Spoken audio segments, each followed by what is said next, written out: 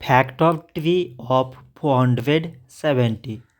So 470, it can be written as 2 and 235. So 2 times 235 means 470.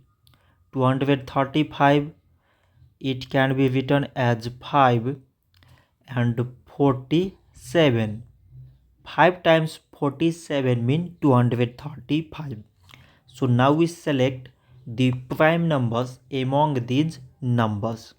So prime numbers here is 2, 5 and 47.